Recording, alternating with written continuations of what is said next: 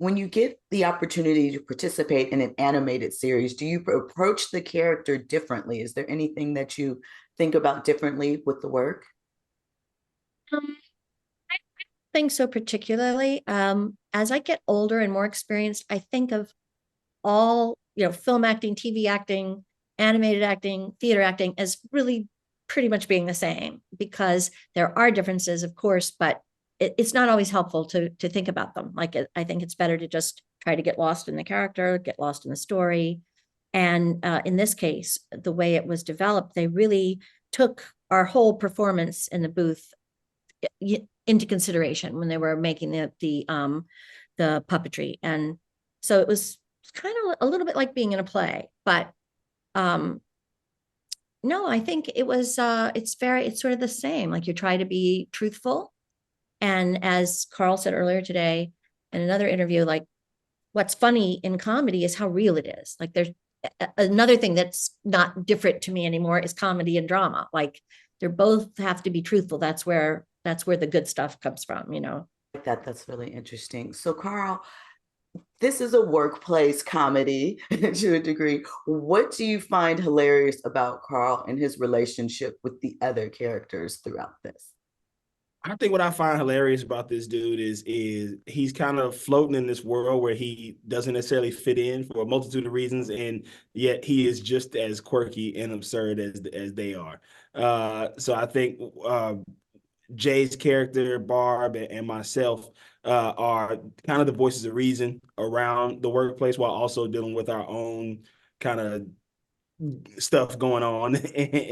And what I like about this guy is that he's kind of always just the dude to kind of be like, I'm gonna mess around with this a little bit. I'm gonna make this fun for me. And I like that about him for sure.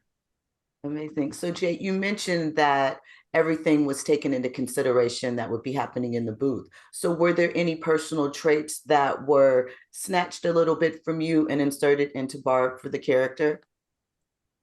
Probably. And I probably wasn't aware of them as being traits of mine. But feel like both Zach and Brandon were like really into what we could bring to it, what we brought to it as performers or as individuals. So even though they were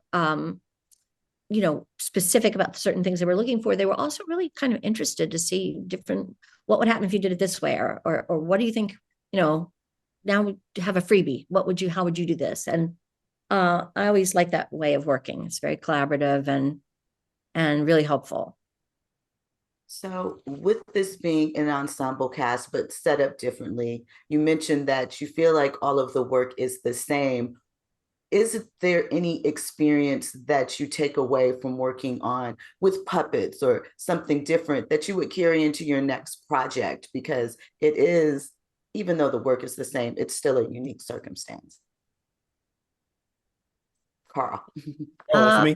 Yeah. Well, it's for both of you, but Oh yeah.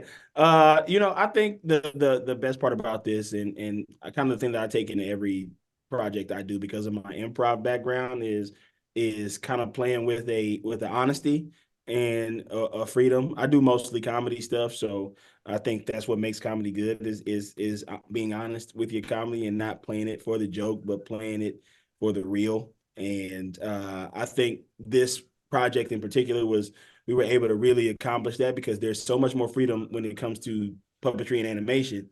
However, they still wanted real characters involved. So I think that's what made this such a fun project that I'll definitely take with me through other work for sure.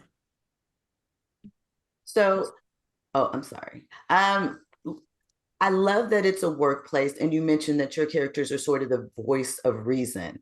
If you could kind of cultivate your personal character or someone that you would liken yourself to in any of the other characters that are surrounded in this, which would it be? Because we all have an opposite or a different one that we kind of like, I like that in them. That reminds me of something.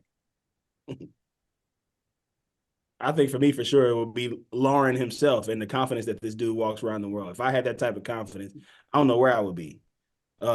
Extremely rich or in jail. I don't know. One of the two. but that dude has a level of confidence that he just cannot see the world. He does not care what other people think about him. While also like so, I need definitely a sprinkle of that, not fully, but definitely a sprinkle of that for sure. A little bit freeing. So Jay, for you, since Barb is the voice of reason throughout, which is your favorite real life interview that took place throughout the episodes, or which one do you think is special for the audience? Like that's something that is a twist, all of it, but Yeah, all of it. I mean, that's really hard for me to answer because Carl and I didn't get to interview the people. We just see it, the finished product as you did, But I mean, Mike Tyson's interviews, priceless, Hugh Laurie, all of them. I don't even know how to pick a favorite. Great. Right, Carl? I agree. Yeah. amazing.